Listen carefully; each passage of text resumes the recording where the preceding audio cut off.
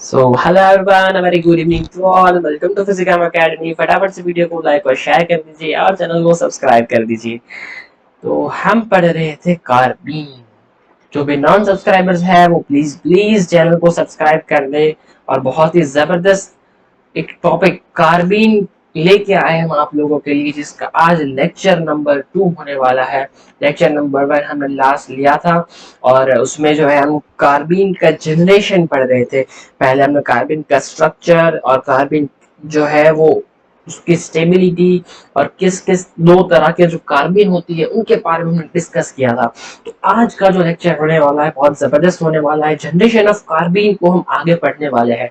Exam में कई बार क्या होता है कि वो सीधा क्वेश्चन नहीं करते, जनरेशन पहले कार्बन का जनरेशन करवाते हैं, उसके बाद फिर वहां से रिएक्शन लगाते हैं, है ना। तो आपको सीधा कार्बन दे के फिर रिएक्शन नहीं करवाएगा, आपसे पहले कार्बन को जनरेट करवाएगा, फिर उसके बाद वो आपको फिर उसमें आगे रिएक्शन करवाएगा। तो ये चीज को जरा ध्यान रखें और जनरेशन ऑफ कार्बन को जरा भी ना हल्के में मत लीजिएगा, ये बहुत इंपॉर्टेंट टॉपिक है। और लेक्चर नंबर 2 होने वाला है कार्बन का, और यही चीज जो है हम आज पढ़ने वाले हैं आगे। लास्ट क्लास में हमने जो beta alpha elimination of carbon हमने देखा था, मतलब कार्बन बनाने का जो एक मेथड है अल्फा एलिमिनेशन, उसमें हमने हैलाइड्स ट्राई हैलाइड स्पीसीज को देखा था। ठीक है, तो आज जो है दूसरा मेथड जो हम पढ़ने वाले यहाँ पे, बस आप बने रहे मेरे साथ ओनली ऑन फिजिकल एकेडमी।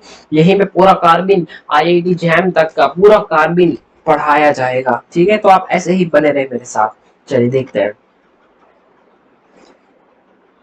ठीक, सेकेंड मेथड जो होने वाला है मैं यहाँ पे लिख रहा हूँ, या तो अब है तो अल्फा एलिमिनेशन, ठीक है। लेकिन लास्ट क्लास में हमने जो अल्फा एलिमिनेशन थी उसमें हमने ट्राई हेलाइड स्पीसीज और डाई हेलाइड स्पीसीज के बारे में हमने जो था वो जनरेशन ऑफ कार्बन पढ़ा था। लेकिन अब अल्फा एलिमिनेशन सिर्फ हेलाइड में थोड़ी होता है। देखिए इसमें मैं आपको दिखाता हूँ, CH2 COOH और NH2 अगर ऐसा आपको दे दिया जाए, और अगर इस पे NaNO2 प्लस HCl, और आपको सेकेंड स्टेप में NaOH कैल्शियम ऑक्साइड और साथ में हीट दे दी जाए अगर, ठीक है, तो अगर ऐसा हो गया तो फिर क्या होगा। देखिए यहाँ पर सबसे पहले तो आपको पता है कि ये सब तो बिल्कुल ऐसा का ऐसा रहेगा, NH2 बदल के N2 प्लस हो जाएगा। एक वेरी गुड लिविंग ग्रुप है, ठीक है, बहुत जबरदस्त लिविंग ग्रुप। यानी आप सर इसको ध्यान से देखिए, ये जो है इसको गुड लिविंग ग्रुप बना दिया इन्होंने। अब आपको पता है, ठीक है, जैसे पहले होता था वही चीज हो रही है। जरा यहाँ पे ध्यान से देखिए, NaOH डाला तो आपको पता है कि पहले यहाँ से हाइड्रोजन जो है वो निकलेगा, है ना। तो यहाँ पे अगर हाइड्रोजन, सॉरी, ये वाला से ज्यादा एसिडिक ये वाला होगा ना, मेरी मिस्टेक है। ये COOH वाला जो होगा वो मोर एसिडिक होगा। तो यहाँ से जो है पहले हाइड्रोजन निकलेगा, तो यहाँ पे क्या होगा। अब आप जरा यहाँ पे ध्यान से देखें, पॉजिटिव और एक नेगेटिव चार्ज, ठीक है, तो थोड़ा बहुत स्टेबल हो चुका है ये। अब देखिए इसमें अगर हम CaO कैल्शियम ऑक्साइड अगर हम डालते हैं तो CO2 is a very good leaving group. देखिए यहाँ पे आप, इसने बहुत ही अच्छा लिविंग ग्रुप यहाँ पे बना दिया है। तो जैसे हम कैल्शियम ऑक्साइड अगर डालते हैं तो आपको चीज पता है कि कार्बन डाइऑक्साइड जो होती है वो गैस जो है वो CaCO3 CaCO3 जो है वो निकल जाता है। यहाँ पे CO2 जो है वो एक गुड लिविंग ग्रुप, इस तरह से इन्होंने यहाँ पे ग्रुप बन चुका है। तो यहाँ पे जो है कार्बन हाइड्रोजन और ये यहाँ पे इलेक्ट्रॉन छोड़ के जाएगा, है ना, ठीक है। तो ये जो है यहाँ पे माइनस चार्ज आ जाएगा और यहाँ पे जो है ये N2 पॉजिटिव बन जाएगा। फिर उसके बाद जरा देखिए, अगर हम इसको भी आपको नहीं लगता कि अगर हम इसको भी हिट देंगे तो ये इलेक्ट्रॉन लेके निकल जाएगा बाहर। ठीक है, ये सिंपल सी बात है, बहुत आसान है। देखो यहाँ पे अगर आप NaOH डालते हो, ठीक है, COOH का ग्रुप है तो ऑब्वियसली पहले यहाँ पे हाइड्रोजन COOH से वो निकालेगा। फिर उसके बाद क्या होगा कि जब हम यहाँ पे कैल्शियम ऑक्साइड डालेंगे तो CO2 जो है यहाँ से ये वाला ग्रुप भी लिव कर जाएगा और CaCO3 बन के निकल जाएगा। और उसके बाद अगर हम थोड़ा सा उसको हीट कर देते हैं, तो ये तो बहुत ही गुड लिविंग ग्रुप है। क्या हम लास्ट क्लास में नहीं सीखे थे कि जब हम पहले कोई बेस डालते थे तो एक हाइड्रोजन जो है वो निकल जाता था, एसिडिक हाइड्रोजन जो था उस वक्त, एसिडिक हाइड्रोजन जो था ट्राई हेलाइड डाई हेलाइड में हाइड्रोजन कार्बन पे था, है ना, वो बहुत एसिडिक था तो वो निकल जाता था। लेकिन यहाँ पे हाइड्रोजन जो है वो COOH ग्रुप वाला निकलता है, तो अब COO वाला जो ग्रुप है उसको भी हमें निकालने के लिए कैल्शियम ऑक्साइड डालना पड़ता है। तो अब जो है यहाँ पे नेगेटिव चार्ज बन गया है। तो इसके बाद जैसे हम इसको हीट करते हैं तो ये गुड लिविंग ग्रुप जो हमने यहाँ पे बनाया था वो गुड लिविंग ग्रुप है, हम जैसे हीट करते हैं वो निकल जाता है। तो एक ने इलेक्ट्रॉन दिया, एक ने इलेक्ट्रॉन लिया, ठीक है, इसने ये जो था इलेक्ट्रॉन दे के गया और ये इलेक्ट्रॉन लेके गया। तो कार्बन के पास क्या बचेगा, एक एम्प्टी ऑर्बिटल भी बचेगा, ठीक है, एक एम्प्टी ऑर्बिटल बचेगा और एक जो है वो लोन पेयर वाला बचेगा। फिर अब ये जो है सिंगलेट कार्बन की तरह एग्जिस्ट कर, मतलब ये जो है ट्रिपलेट कार्बन में बदल जाएगा, क्योंकि ये इसमें ज्यादा स्टेबल नहीं रहेगा, है ना, क्योंकि ट्रिपलेट जो है सॉरी ये सिंगलेट कार्बन है, सिंगलेट में स्टेबल नहीं रहेगा, वो ट्रिपलेट में बदल जाएगा, ठीक है, फिर वो कन्वर्ट हो जाएगा, वो अलग बात है। लेकिन अभी जो है हम इसका जनरेशन कर रहे हैं। अगर मैंने यहाँ पे इस तरह से क्लोरीन ग्रुप को लगा दिया और यहाँ पे SO3H लगा दिया, फिर से अगर मैं यहाँ पे कैल्शियम ऑक्साइड प्लस NaOH और फिर से मैं हीट अगर दे रहा हूँ तो आपको पता है इस बार SO3H निकल जाएगा। और अगर SO3H इस तरह से निकल गया, ठीक है, अगेन नेगेटिव चार्ज, अगेन इसको हीट करेंगे, क्लोरीन निकल जाएगा और इजीली ये फिर से कार्बीन बन जाएगा, है ना। बहुत सिंपल सी रिएक्शंस है यार, बहुत आसान से पढ़ लोगे। बस ऐसे ही धीरे धीरे धीरे धीरे पढ़ते पढ़ते ना पूरा कार्बन जो है वो पढ़ लेंगे। तो बस आप ऐसे ही बने रहे मेरे साथ, बहुत ही जबरदस्त लेक्चर होने वाला है, ठीक है। चल इसको अब जरा ध्यान से आगे देखिए। तीसरा मेथड जो है हम पढ़ रहे हैं यहाँ पे जो है मोनोहैलाइड। ठीक है, मोनोहैलाइड, यहाँ पे मैं एक कंपाउंड ड्रॉ कर देता हूँ। यहाँ पे क्लोरीन, हाइड्रोजन एंड हाइड्रोजन। अगर मैं यहाँ पे NaOH प्लस हीट देता हूँ या फिर ETO नेगेटिव Na प्लस इस तरह से अगर देता हूँ तो नॉर्मली आप देखिए जरा यहाँ पे कंपाउंड जो बनना होगा वो किस तरह से और क्या बनेगा, जरा सोचिए, क्या ऐसा कंपाउंड बनेगा। ये क्या है, रिएक्शन मैकेनिज्म में पढ़ोगे कि ये होता है E2 एलिमिनेशन, यहाँ से जो है हाइड्रोजन निकलता है, ठीक है, और फिर ये नेगेटिव चार्ज मूव कर जाता है और क्लोरीन मूव कर जाता है। तो इसको बोलते हैं बीटा एलिमिनेशन, है ना, इसको बोलते हैं, क्या बोलते हैं, बीटा एलिमिनेशन बोलते हैं। लेकिन बीटा एलिमिनेशन से अपना कार्बन का तो कोई जनरेशन हुआ ही नहीं। लेकिन आप यहाँ पे ना एक चीज समझ सकते हो कि अगर ये वाला हाइड्रोजन ज्यादा एसिडिक है तो उसने इसको क्यों पकड़ा, उसको तो ये पकड़ना चाहिए ना, उसने इसको क्यों पकड़ा। तो ये एक समझने वाली चीज है। यहाँ पे जो है थोड़ा HSEB प्रिंसिपल लग जाता है कि NaOH जो होता है ना, HSEB प्रिंसिपल के अकॉर्डिंग NaOH जो होता है वो वेराई करता है सबस्ट्रेट टू सबस्ट्रेट, कभी हार्डनेस दिखाता है कभी सॉफ्टनेस दिखाता है, ठीक है, जिसको हम ऐसे जज नहीं कर सकते। तो हाइड्रोजन तो ये वाला ज्यादा एसिडिक है, लेकिन NaOH जो है वो यहाँ पे सॉफ्ट एसिड मतलब सॉफ्ट काम करेगा, यानी आई मीन के सॉफ्ट सेंटर वाला काम करेगा। तो वो जो होगा वो भी सॉफ्ट सेंटर के साथ ही रिएक्शन दिखाएगा, ठीक है। तो यहाँ पे ये हो जाएगा हार्ड सेंटर, बिकॉज यहाँ पे तो इसका वो एसिडिक हाइड्रोजन है, ये थोड़ा लेस एसिडिक हाइड्रोजन है, तो सॉफ्ट सेंटर ये हुआ, तो ये भी सॉफ्ट सेंटर की तरह बिहेव करता है और ये जो है ये वाला हाइड्रोजन पकड़ लेता है और निकाल देता है। तो इससे हमें क्या समझ में आ रहा है कि यहाँ पे अगर हम NaOH यूज करते हैं तो ये सॉफ्ट की तरह बिहेव करके यहाँ से बीटा एलिमिनेशन करता है। लेकिन लेकिन अगर हम यहाँ पे बेस का पावर बढ़ा दे, अगर उसको भी हम हार्ड बना दे, तो फिर ये तो सिंपल बात है ना, फिर तो वो अल्फा क्लोरीन के पास से ही, देखिए यहाँ पे जरा ध्यान से, अगर मैं यहाँ पे, अरे यार,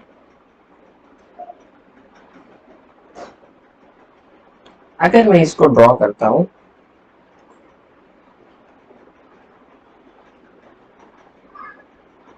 अगर हम यहाँ पे डालने वाली बेस का पावर बढ़ा दे, तो वो यहाँ का हाइड्रोजन ना ले, यहीं का लेगा, क्योंकि यही मोर एसिडिक है।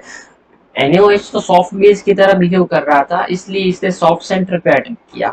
लेकिन अगर हम यहाँ पे हार्ड बेस ले लेते हैं, फॉर एग्जांपल जैसे कि हम यहाँ पे ले लेते हैं BuLi विथ टर्शियरी ब्यूटॉक्साइड, है ना। अगर हम, या फिर इसके अलावा हम ले सकते हैं पीएच नेगेटिव एंड पॉजिटिव। ठीक है, ये तो बहुत ही बेसिक स्ट्रेंथ इनकी हाई होती है, इनकी पीके वैल्यू बहुत हाई होती है। जो होता है ऑलवेज मोर एसिडिक हाइड्रोजन को ही एब्स्ट्रैक्ट करता है। तो फिर अब तो वो यहाँ से एब्स्ट्रैक्ट कर लेंगे, है ना। तो अब यहाँ पे क्या हो जाएगा, क्लोरीन और इस पर नेगेटिव चार्ज बन जाएगा। और अब तो आपको आज का खेला बिल्कुल ही बताया, जैसे इसको हीट किया भाई साहब, ये तो गया, ये बन गया कार्बीन। क्या बन गया, कार्बीन बन गया यहाँ पे। ठीक है, अब आप सोचोगे अब आप सोचोगे कि इस बार अगर मैं BuLi, कल तो मैंने बड़ी डींगे मार दिया, BuLi क्लोरीन को पकड़ेगा, ही होगा। अरे भाई, इस बार क्या हुआ, इस बार हमने BuLi हमने लिया, तो इसने क्लोरीन को ना पकड़ के फिर हाइड्रोजन को क्यों पकड़ा? अब जरा ये बताइए। तो इसका रीजन ये है कि यहाँ पे हम BuLi के साथ टर्शरी ब्यूटॉक्साइड भी ऐड कर रहे हैं। तो क्या आप ये सोच सकते हैं, टर्शरी ब्यूटॉक्साइड का जो नेगेटिव चार्ज होता है वो लिथियम से चिलेशन कर लेता है, और क्लोरीन और ऑक्सीजन दोनों में से अच्छा चिलेशन कौन करेगा? ऑब्वियसली लिथियम के साथ ऑक्सीजन जो होगा वो अच्छा चिलेशन करेगा। क्यों? बिकॉज ऑक्सीजन के पास इलेक्ट्रॉन डेंसिटी ज्यादा होती है, तो क्लोरीन से अच्छा चिलेशन ऑक्सीजन करेगा। तो टर्शरी ब्यूटॉक्साइड डालने की वजह से यही जो होता है वो लिथियम से चिलेशन कर लेता है और क्लोरीन को ऐसे ही छोड़ देता है। और अगर फिर BuLi का जो ब्यूटाइल जो पार्ट है वो अगर आके रिएक्ट करेगा, तो फिर वो हाइड्रोजन को ही एब्स्ट्रैक्ट करेगा। बहुत ही आसान सी भाषा में मैंने आपको समझाने की कोशिश की है। बस आई होप कि आप ये सारा कंसेप्ट समझ गए होंगे। ठीक है, चलिए, तो ऐसे ही पढ़ते रहेंगे कार्बीन। ठीक है, चलिए बढ़ते हैं अगली मेथड के पास। अगली method, generation of carbene from diazo compound.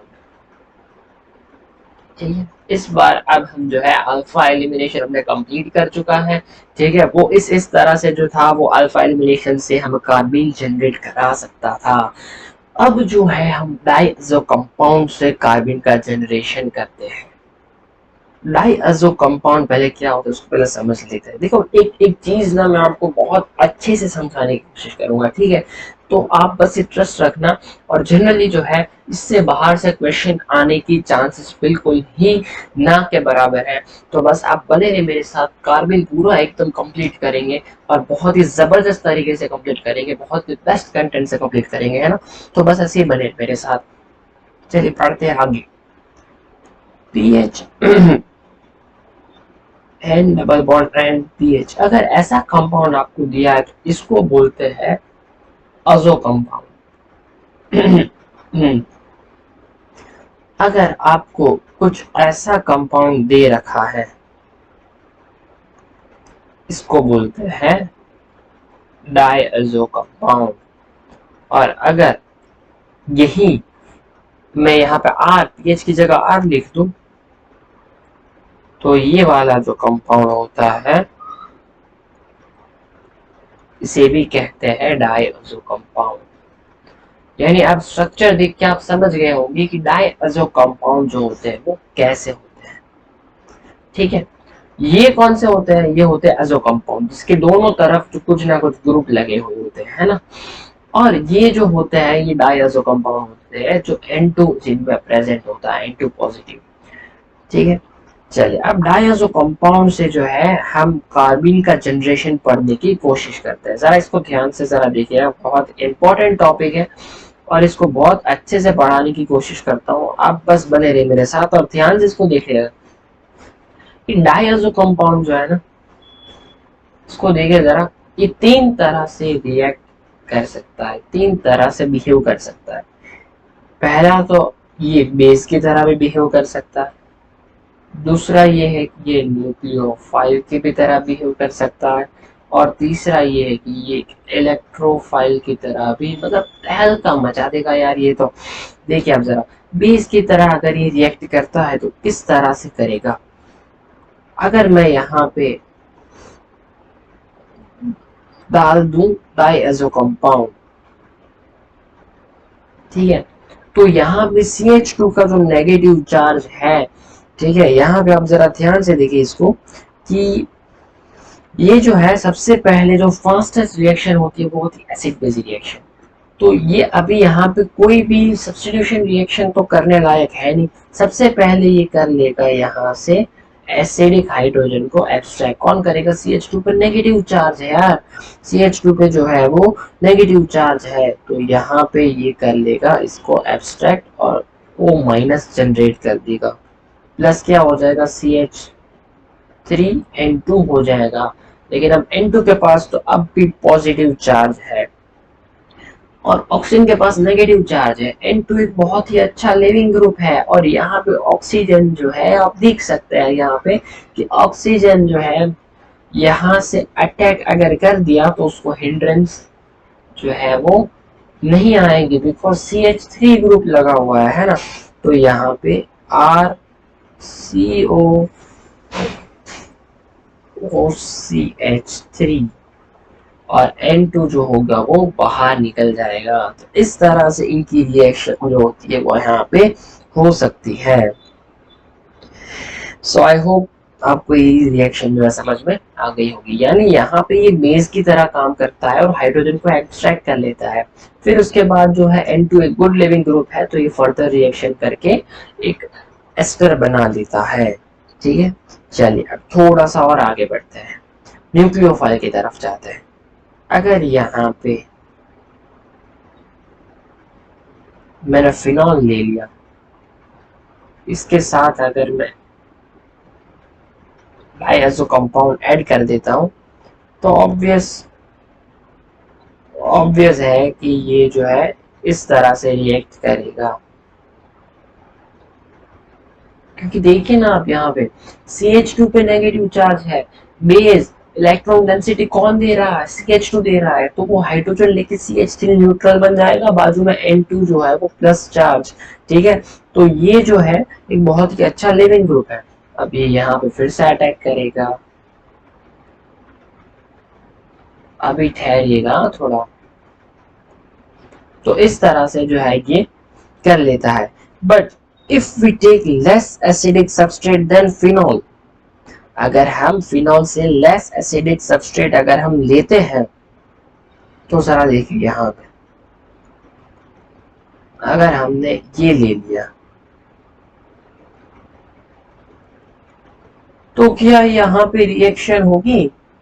ना भाई, कोई रिएक्शन नहीं होगी, बिकॉज ये उतना अच्छा बेस नहीं है कि फिर इस तरह से वो एसिडिक हाइड्रोजन को निकाल ले। फिर बेसिक स्ट्रेंथ पे मैटर करते हैं ना, तो यहाँ पे जो है उसके बेसिक नेचर की लिमिट आ चुकी है। सो यहाँ पे जो है वो एसिडिक हाइड्रोजन को एब्स्ट्रैक्ट नहीं करेगा। यानी अगर कोई भी compound, if any compound similar or more acidic than phenol, then diazo behaves as base। अगर फिनॉल या फिर उससे भी ज्यादा एसिडिक कंपाउंड है तो वो डाइएज़ो कंपाउंड जो होगा वो एक बेस की तरह बिहेव करेगा। आई होप आपको ये सारी बातें समझ में आ गई होंगी। चलिए अब थोड़ा सा और आगे बढ़ के देखते हैं भाई। अब इसमें अगर हम थोड़ा और आगे बढ़ते हैं तो बिहेव्स एज अ न्यूक्लियोफाइल। ये जो हम पढ़ रहे हैं न्यूक्लियोफाइल वो किस तरह से, तो उसको जरा पढ़ते हैं। ठीक है, चल एक सेकंड।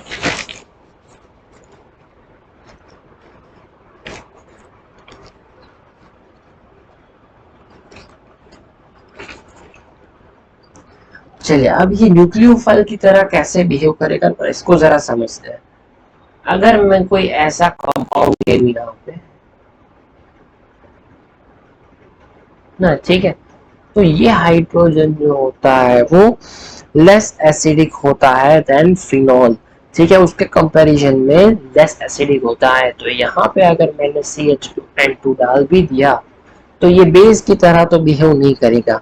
अब इसका नेगेटिव चार्ज जो है वो न्यूक्लियोफाइल की तरह बिहेव करना शुरू कर देगा, कार्बोनिल सेंटर पे अटैक करेगा, ऑक्सीजन ऊपर पे नेगेटिव चार्ज आएगा, फिर वो फिर से मूव करेगा और क्लोरीन को बाहर निकाल देगा, ठीक है। तो यहाँ पे फिर जो बनने वाला कंपाउंड होगा वो कुछ ऐसा बन जाएगा,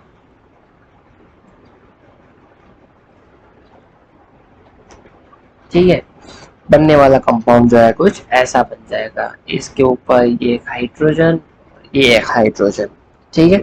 और अब जो है ये वाला हाइड्रोजन जो होता है, क्योंकि आप जरा इसको ध्यान से देखें, यहाँ पे कार्बोनिल का भी जो है वो अगर इस पर नेगेटिव चार्ज आता है, इसको मैं जरा ड्रॉ करता हूँ स्ट्रक्चर इसका सही से। अगर यहाँ पे हाइड्रोजन एब्स्ट्रैक्ट कर लेते तो आप जरा ध्यान से देखें, एक तो मान लेते कि इस पर नेगेटिव चार्ज आ गया, देखिए ये यहाँ भी रेजोनेट कर सकता है, यहाँ भी रेजोनेट कर सकता है, ये काफी एसिडिक हो जाएगा ये वाला हाइड्रोजन, ठीक है। तो यहाँ से जो है अब CH2N2 वो फर्दर रिएक्ट करके ये हाइड्रोजन को यहाँ से निकाल देती है। CH2N2 यहाँ पर अटैक करके हाइड्रोजन को निकाल देता है और अगेन ये एक स्टेबल कंपाउंड फिर बन जाता है, बिकॉज प्लस माइनस दोनों चार्ज जो है वो यहाँ पे बन चुके हैं, बोथ साइड स्टेबल हो चुका है। इसी को बोला जाता है इसी को तो बोला जाता है असाइल डायज़ो कंपाउंड,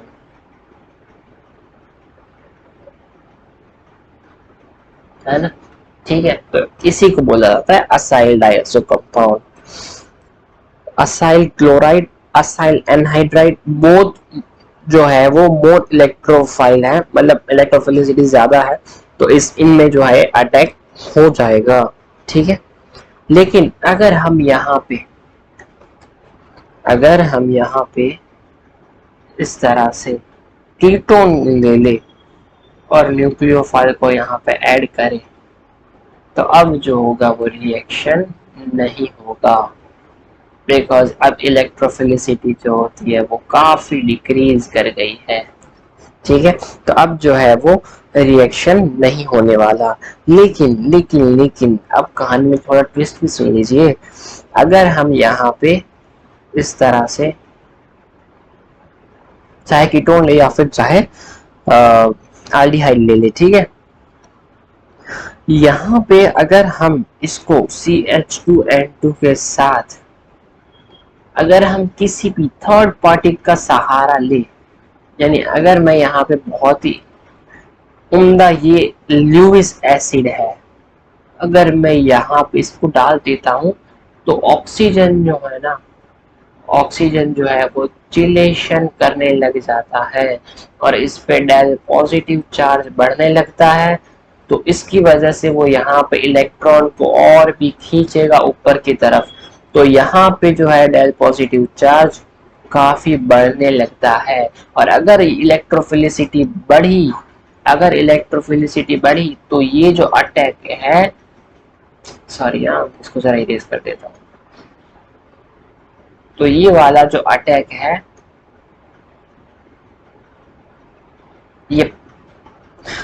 ये वाला अटैक जो है वो फिजिबल हो जाएगा। यहाँ पे आप TiCl4 भी डाल सकते हैं, ठीक है, दोनों ही ल्यूइस एसिड की तरह काम करते हैं, ठीक है, नॉर्मली यहाँ पे देखे जाते हैं, ठीक है। तो यहाँ पे ऑक्सीजन पे माइनस, यहाँ पे CH2N2 और यहाँ पे ये तो चाहे आप R ले लें या फिर H ले लें, तो यहाँ पे जो है कार्बन जो होगा वो तो लीव नहीं करेगा, बहुत ही डिफिकल्ट होगा।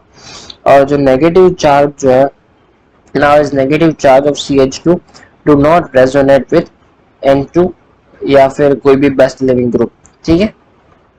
यहाँ पे जो है दो इंपॉर्टेंट कंसेप्ट हम समझते हैं। यहाँ पे जरा ध्यान दीजिएगा, बहुत ही इंपॉर्टेंट कंसेप्ट को हम समझने वाले हैं। यहाँ पे दो ऐसे इंपॉर्टेंट कंसेप्ट समझते हो, लिख तो यहाँ पे अपने नोट्स में कॉपी में हेडिंग लगाएगा। अगर नोट्स नहीं बना रहे तो आप जो है अपनी प्रिपरेशन नहीं कर रहे हैं, ठीक है। नोट्स जो है बनाना बहुत ही ज़्यादा इम्पोर्टेंट है। किसी और के नोट्स लेके या फिर कुछ भी ऐसी चीज़ें करके जो है आप अपने प्रिपरेशन में दिक्कत और रुकावट ला रहे हैं और कुछ नहीं कर रहे हैं, ठीक है। तो नोट्स बनाना ज़रूरी है, तभी तो मैं अपने काफ़ी लेक्चर में मैंने बताया है कि आप नोट्स बनाया करो, बहुत इंपॉर्टेंट है यार। अगर नोट्स नहीं बनाए ना तो आप सच में परेशान हो जाओगे। अभी तो आपको पता नहीं चलेगा, एग्जाम जब नजदीक आएगी तब रिवीजन करोगे, आप डीपीपी वगैरह सॉल्व करोगे, क्वेश्चन सॉल्विंग करोगे, ठीक है, तब आपको एहसास होगा कि यार नोट्स बनाने चाहिए था, अगर नहीं बना रहे तो। चलिए, दो इंपॉर्टेंट कंसेप्ट, ठीक है, दो इंपॉर्टेंट कंसेप्ट जो है मैं यहाँ पे आपको समझाता हूँ। एक तो देखिए यहाँ पे, एक तो हो गया यहाँ पे क्लोरीन ग्रुप अटैच है, तो यहाँ पे गुड लिविंग ग्रुप है। अगर मैं यहाँ पे अटैक करवाता हूँ CH2N2 वाला, तो ये जो है यहाँ पे क्लोरीन लीव कर जाएगा और CH2N2 बन जाएगा, क्योंकि फिर उसके बाद CH2 यहाँ से हाइड्रोजन पे एब्स्ट्रैक्ट कर लेगा, है ना, ठीक है। तो अब जरा इसको ध्यान से जरा देखें, अगर ऐसी चीज होती है तो ये तो आसान है, गुड लिविंग ग्रुप है, एलिमिनेट कर जाएगा, सब्स्टिट्यूशन रिएक्शन हो जाएगी यहाँ पे। और ये जो रिएक्शन है, सॉरी, एडिशन एंड एलिमिनेशन होती है ना sp2 कार्बन में। लेकिन अगर आप यहाँ पे जरा ध्यान से समझिए, ये तो हो गया पहला। लेकिन अगर ऐसा होता है कि यहाँ पे ऑक्सीजन के साथ R और H जो गुड लिविंग ग्रुप नहीं है, अगर वो लगे हैं, तो यहाँ पे अटैक जब होगा ना इन पे, मैं यहाँ पे SbCl5 लगा देता हूँ, तभी अटैक होगा और CH2N2 जो अटैक करेगा, ठीक है। तो अगर यहाँ पे अटैक होता है तो अब CH ये R या H लगा देते हैं, और अब जो है CH2N2 इस तरह से आ गया। अब इसका जो है ऑक्सीजन पे चार्ज जो है वो ज्यादा स्टेबल नहीं होगा, वो वापस घूम के तो आएगा, लेकिन अब जो है यहाँ पे किसी का भी निकलना जो है मुमकिन नहीं है, सारे के सारे जो है बैड लिविंग ग्रुप है। और पहले जो था यहाँ पे नेगेटिव चार्ज भी नहीं बन रहा है ना, तो कोई भी चीज जो है वो पॉसिबल नहीं हो रही। तो यहाँ पे बहुत ही इंपॉर्टेंट कंसेप्ट है, कार्बन का जो बॉन्ड है वो टूटता है। देखिए अब जरा क्या होता है यहाँ पे, असल में वो टूटता तो है लेकिन रीअरेंज हो जाता है और कुछ नहीं होता, टूट के निकल नहीं जाता बिल्कुल ही। देखिए यहाँ पे कैसा होता है कि ऑक्सीजन का जो नेगेटिव चार्ज है, आप जरा देखिए कि अगर ये वापस आएगा तो यहाँ से ये तो नहीं निकल सकता, ठीक है, यहाँ से ये तो निकल नहीं पाएगा, ठीक है। लेकिन ये जो है एक गुड लिविंग ग्रुप है, यानी जो निकलना चाहिए उसके बगल वाला एक गुड लिविंग ग्रुप है।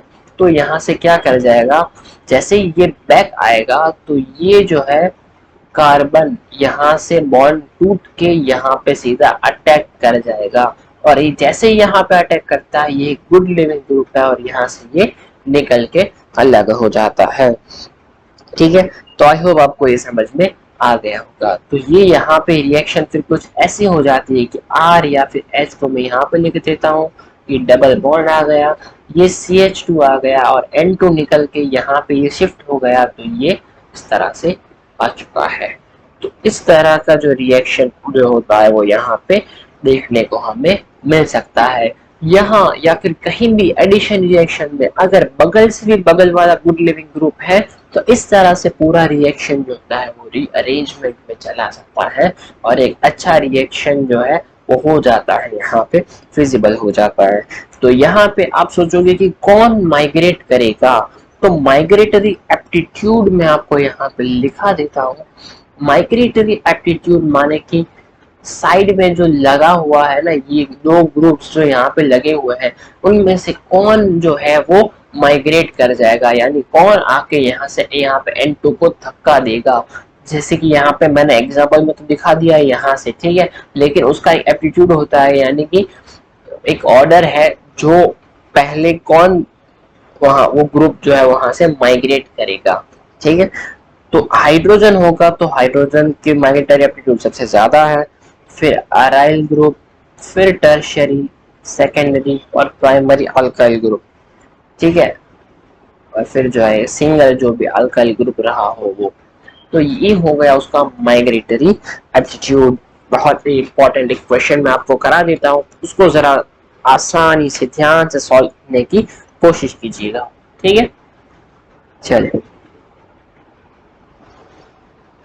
अच्छा हाँ, कुछ लोग अगर ऐसा भी सोचते हैं यहाँ पे कि ये ऑक्सीजन जो है वो यहाँ से इसको अटैक करते सीधा और इसको निकाल दे, तो क्या बनेगा, यहाँ पे इपॉक्साइड बन जाएगा। लेकिन आप सोचे, क्या इपॉक्साइड स्टेबल है? नहीं यार, वो ऑलरेडी स्ट्रेन सिस्टम है ना, वो ऐसा क्यों करना चाहेगा? अगर उसके पास दूसरा कोई ऑप्शन आ रहा है तो फिर वो इपॉक्साइड नहीं बनाएगा, वो स्ट्रेन सिस्टम हो जाएगा। ठीक है, चल एक क्वेश्चन यहाँ पे जरा अपने सॉल्व करते हैं। ऑक्सीजन यहाँ पे CH2, अगर मैं यहाँ पे डालता हूँ CH2N2, साथ में मैंने TiCl4 डाल दिया, तभी तो अटैक होगा। ठीक है, अब यहाँ पे आप जरा देखिए, अगर ये अटैक करेगा कुछ ऐसा बनेगा। अब अगर ये वापिस आता है, ये CH यहाँ पे रहेगा, तो क्या ये मूव करेगा, ये टूटेगा या ये टूटेगा? तो आप देखिए, ये वाला कार्बन सेंटर जो है, ये वाला कार्बन सेंटर जो है ना वो, और ये वाला कार्बन सेंटर को देखिए जरा, ये वाला। आप जरा सोचिए, मैंने बोला था tertiary greater than secondary greater than primary, तो कौन सा कार्बन सेंटर जो होगा वो यहाँ से निकलेगा? तो ये जो होगा वो प्राइमरी हो जाएगा, ये हो जाएगा सेकेंडरी, तो ऑब्वियसली सेकेंडरी सेंटर जो होगा वो यहाँ से मूव कर जाएगा। तो इसकी कुछ तस्वीर मैं यहाँ पे ड्रॉ करता हूँ, वो कुछ इस तरह से होने वाला है। मैं थोड़ा बड़ा लिख देता हूँ यहाँ पे।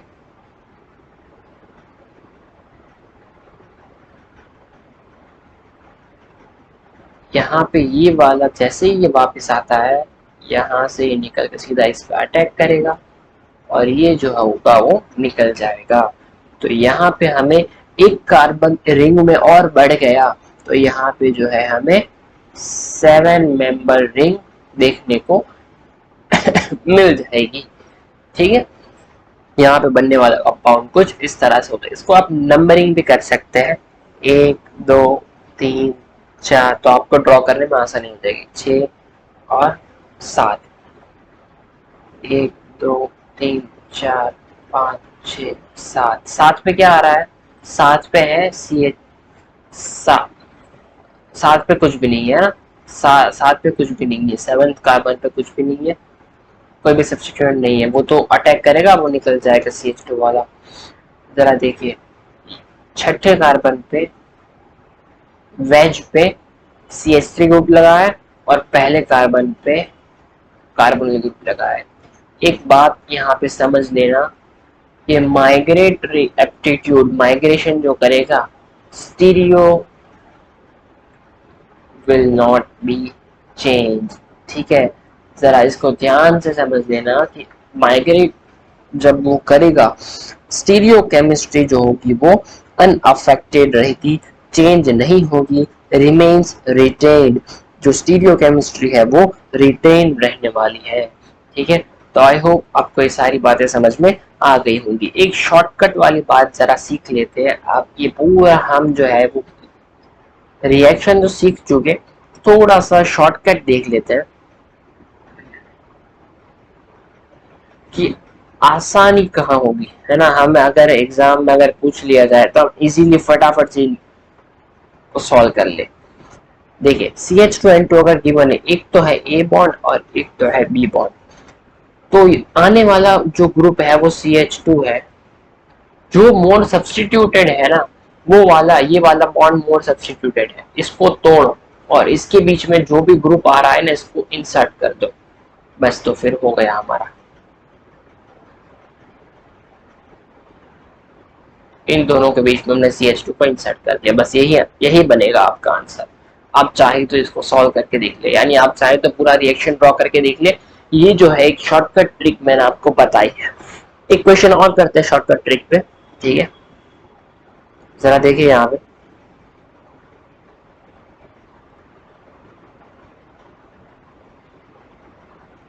फिर से जरा बता दें।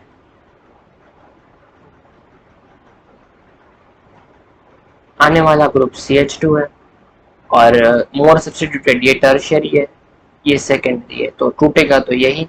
तो इन दोनों के बीच में इसको इंसर्ट कर दो। एक शॉर्टकट ट्रिक है, फटाफट से जो है रिएक्शन को आप ड्रॉ कर सकते हो इस तरह से।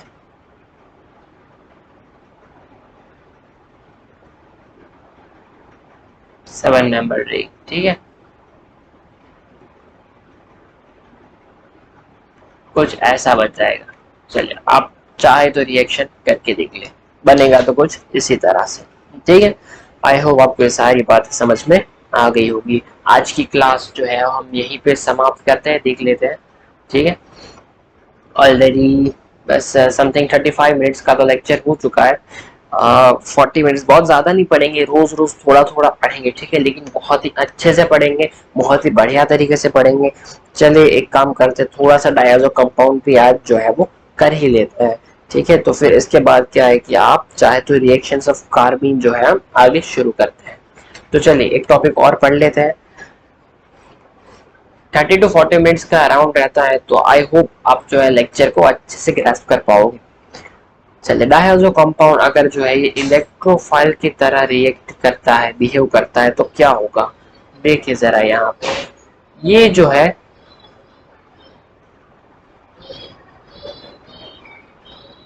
कुछ इस तरह से है ना, ठीक। लेकिन ये जो है इसको पहले हम बनाते हैं, एक सेकंड यहाँ पे RCH, जस्ट अ सेकंड।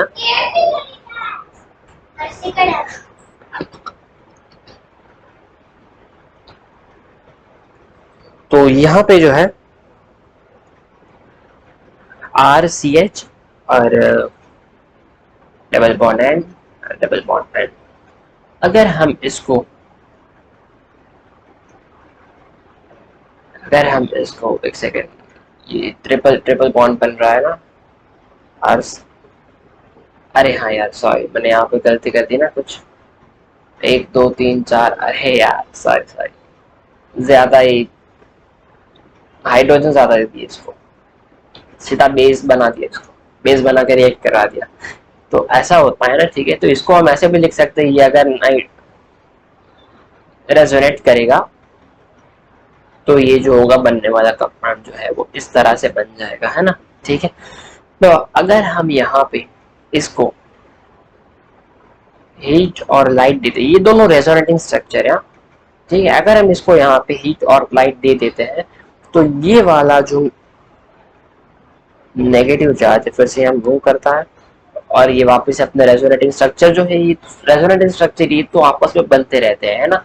तो यहाँ पे आप देखिए, जरा सोचिए ध्यान से कि अगर अगर यहाँ पे CH नेगेटिव है, ठीक है, एक कोई तो इलेक्ट्रॉन छोड़ के गया है, ठीक है, एक्स्ट्रा इलेक्ट्रॉन चार्ज है, तो अगर हम इसको हीट या फिर लाइट देते हैं तो N2 पॉजिटिव जो होगा वो यहाँ से बाहर निकल जाएगा, और बाहर निकल के वो जो है इसको कार्बीन में बदल देगा, ठीक है ना, सिंपल सा, बहुत ही आसान है, ठीक है ये चीज तो। और ये जो होती है ना, यही होती है फ्री कार्बीन, ठीक है, ये होती है फ्री कार्बीन, बिल्कुल ही फ्री कार्बीन होती है ये, ठीक है। अब इसको जरा ध्यान से देखें, अगर अगर हम कुछ ऐसा करते हैं, यहाँ पे हम इसको रिएक्ट कुछ ऐसे कराते हैं, OMC कंपाउंड यहाँ पे डाल देते हैं, या फिर CuI या फिर Ag+, है ना। यानी कहने का मतलब ये है, तो या तो रोडियम या तो कॉपर और या तो Ag। अगर हम यहाँ पे डाल देते तो क्या होता है एक्चुअल में, यहाँ पे बनने वाला जो कार्बिन होता है ना, ठीक है, वो फ्री कार्बिन नहीं होता, नॉट फ्री कार्बिन, ठीक है। ये कोई भी फ्री कार्बन नहीं होता, ये जो होता है ये मेटल की वजह से जनरेट होता है। यानी ये कुछ जो होगा ना वो इस तरह से होगा, ये जो है कार्बन और ये होगा यहाँ पे मेटल, और इसके पास L N number of ligands होंगे, ठीक है, इस पे लगे हुए होंगे। और ये जो है यहाँ से चिलेशन करेगा तो इस तरह से ये बॉन्ड दिखा देगा। तो ये जो होता है ना ये एक कार्बोनॉइड होता है, ये एक ओएमसी का टॉपिक है, इसको बोला जाता है कार्बोनॉइड। तो ये एक मेटल की वजह से जनरेट होता है और मेटल के साथ चिलेशन करके रखता है, उसके साथ बंधा हुआ होता है, तो इसको फ्री कार्बन नहीं बोलते। यहाँ पे जो जनरेट हुआ होता है ना, जो किसी से भी अटैच नहीं होता, चिलेट नहीं करता या फिर, तो ये होता है एकदम फ्री कार्बन, ठीक है। तो इनकी जो होती है ना टोटल डिफरेंट रिएक्शंस होती है कार्बोनॉइड कंपाउंड्स की, ठीक है। चलिए आप जरा ध्यान से देखें इसको, नेट गेट का एक सवाल है, इसको जरा करने के बाद आज का लेक्चर जो है यहीं पे हम स्टॉप कर देते हैं, ठीक है। फिर उसके बाद जो है वो आगे पढ़ेंगे। अब आपको पता ही है कि अब कार्बिन जो बन चुका है, अब कार्बिन जो होता है वो इलेक्ट्रोफाइल की तरह बिहेव करेगा। यानी diazo compound as a electrophile कैसे रिएक्ट करेगा, जब जो डायज़ो कंपाउंड पे हमने हीट और लाइट डाली तो CH के ऊपर तो नेगेटिव चार्ज था ही यहाँ पे, ठीक है, CH के ऊपर यहाँ पे नेगेटिव चार्ज था।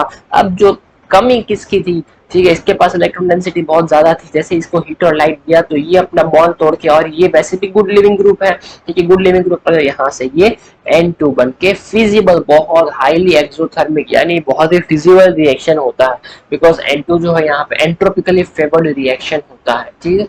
तो क्योंकि एंट्रोपी क्या है, थर्मोडायनेमिक्स का कंसेप्ट है कि एंट्रोपी जो है हर वक्त बढ़ना चाहती है, इंक्रीज होना हो रही है, ठीक है। अगर एंट्रोपी को इंक्रीज करने में रिएक्शन मदद करता है तो N2 तो क्या होता है, गैस होता है, अगर ये निकलता है तो ये रिएक्शन जो होती है वो एंट्रोपिकली फेवर्ड होती है।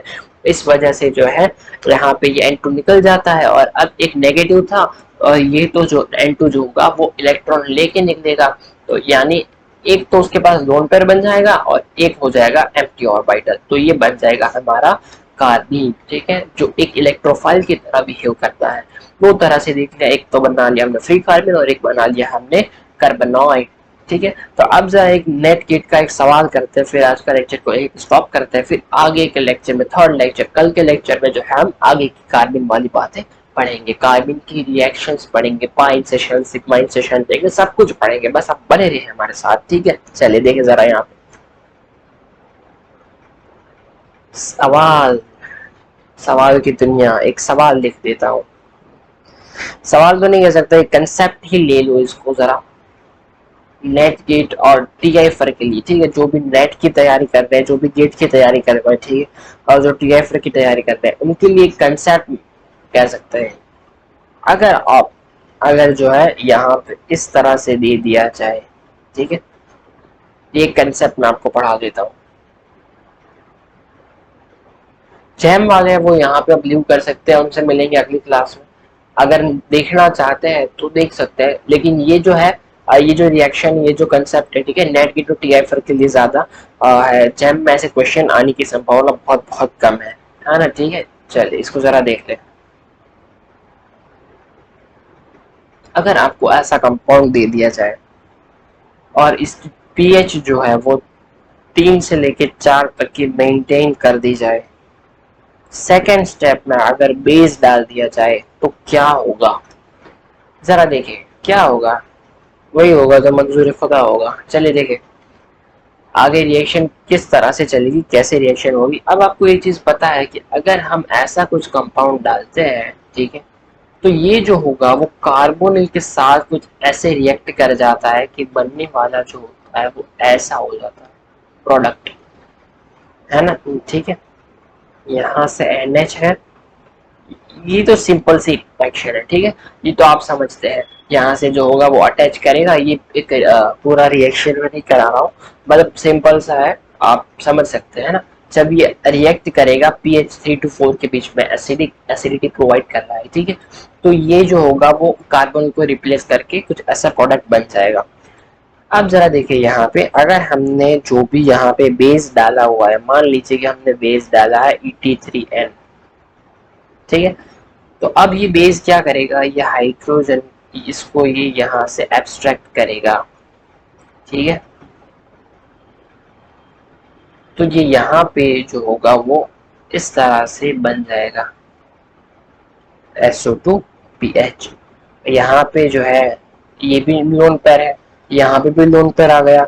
तो अब क्या होगा, ये लोन पेयर जो होगी वो आपस में बहुत ज्यादा रिपल्शन करने लग जाएंगे। लोन पेयर आपस में बहुत ज्यादा रिपल्शन करेंगे, तो ये जो होगा वो फटाफट से यहाँ पे अटैक कर देगा। और ये एक बहुत ही गुड लिविंग ग्रुप है, तो यहाँ से ये सीधा इलेक्ट्रॉन डेंसिटी को लेके बाहर निकल जाएगा, ठीक है। तो ये जो लोन पेयर का रिपल्शन भी यहाँ पे जो होगा वो खत्म हो जाएगा।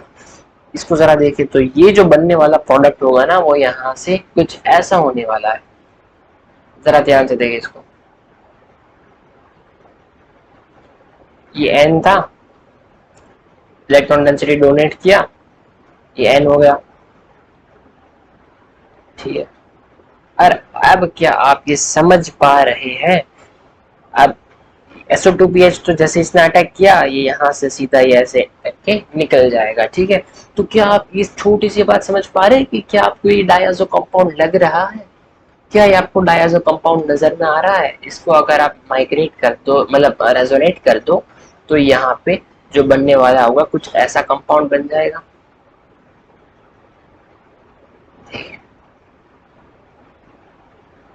ये जो होगा कुछ ऐसा बन जाएगा, यहाँ पे नेगेटिव आ जाएगा, है ना। तो अगर हम इसको हीट और लाइट देते हैं, क्या ये हमारा कार्बन नहीं बन गया? बन गया ना कार्बन, है ना, बिल्कुल आसान, ठीक है। तो नेट गेट वाले जरा देख ले, कार्बन का इस तरह से भी जो है वही जनरेशन करवा सकते हैं, ये भी एक मेथड है जनरेशन का, ठीक है। तो बस, तो फिर मिलते हैं अगली क्लास में, ऐसे ही कार्बन पढ़ते रहेंगे, बने रहे हमारे साथ।